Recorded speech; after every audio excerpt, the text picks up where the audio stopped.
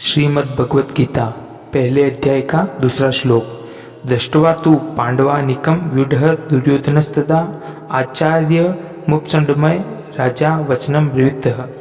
अर्थात तदा जिस समय दोनों सेना युद्ध के लिए खड़ी हुई थी उस समय की बात संजय यहाँ तदा पद से कहते हैं, कारण कि धृतराष्ट्र का प्रश्न युद्ध की इच्छा वाले मेरे और पांडु के पुत्रों ने क्या किया इस विषय को सुनने के लिए ही है।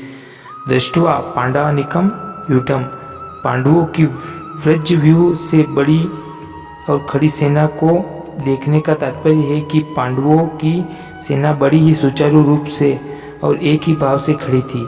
अर्थात उनके सैनिकों में दो भाव नहीं थे, मतभेद नहीं था। उनके पक्ष में धर्म और भगवान श्री कृष्ण थे। जिसके पक्ष में धर्म और भगवान होते हैं उनका दूसरों पर बड़ा असर पड़ता है। इसलिए संख्या में कम होने पर भी पांडवों की सेना का तेज प्रभाव था और उसका दूसरों पर बड़ा असर पड़ता था। अतः पांडव सेना का दुर्योधन पर भी बड़ा असर पड़ा, जिससे वह द्रोणाचार्य के पास जाकर नीतियुक्त गंभीर वचन बोलता है। राजा दुर्योधन को राजा कहने का तात्पर्य है कि धृतराष्ट्र का सबसे अधिक अपनापन मोह दुर्योधन में ही था। परंपरा की दृष्टि से भी युवराज दुर्योधन ही था। राज्य के सब कार्यों की देखभाल दुर्योधन ही करता था। धृतराष्ट्र तो नाम मात्र के राजा थे। युद्ध होने में भी मुख्य हेतु दुर्योधन ही था।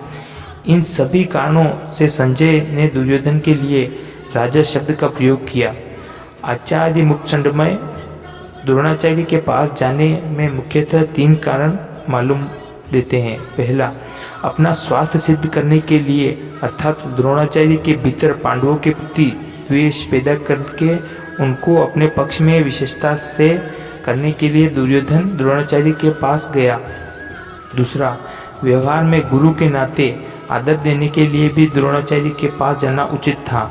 तीसरा, मुख्य व्यक्ति का सेना में यथास्थान खड़े रहना बहुत आवश्यक होता है, अन्यथा व्यवस्था बिगड़ जाती है।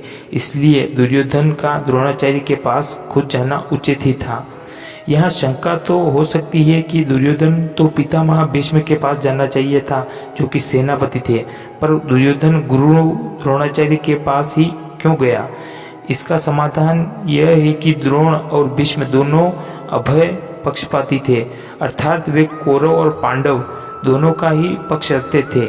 उन दोनों में भी द्रोणाचार्य को ज्यादा राजी करना था, क्योंकि द्रोणाचार्य के पास दुर्योधन का गुरु के नाते तो स्नेह था पर कुटुंब के नाते स्नेह नहीं था।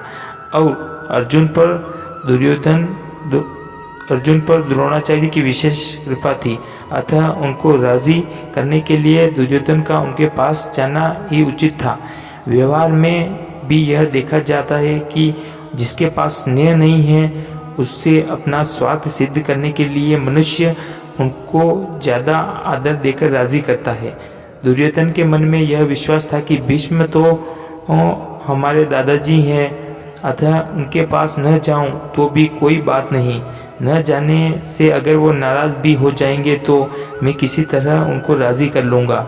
कारण कि पितामह भीष्म के साथ दुर्योधन का कौटुंबिक संबंध और स्नेह था ही, भीष्म का उसके साथ कौटुंबिक संबंध और स्नेह था। इसलिए भीष्म जी ने दुर्योधन को राजी करने के लिए जोर से शंख बजाया। वचनम ब्रवीत, यहाँ अब्रवीत कहना ही तात्पर्य था, क्योंकि अब्रवीत क्रिया के अंतर्गत ही वचनम आ जाता है, अर्थात दुर्योधन बोलेगा तो वचन ही बोलेगा। इसलिए यहाँ वचनम शब्द की आवश्यकता नहीं थी। फिर भी वचनम शब्द देने का तात्पर्य है कि दुर्योधन नीतियुक्त गंभीर वचन बोलता है, जिससे द्रोणाचार्य के मन में पांडवों के प्रति द्वेष पैदा हो जाए और वे हमारे ही पक्ष में रहते हुए ठीक तरह से युद्ध करें, जिससे हमारी विजय हो जाए, हमारा स्वार्थ सिद्ध हो जाए। धन्यवाद।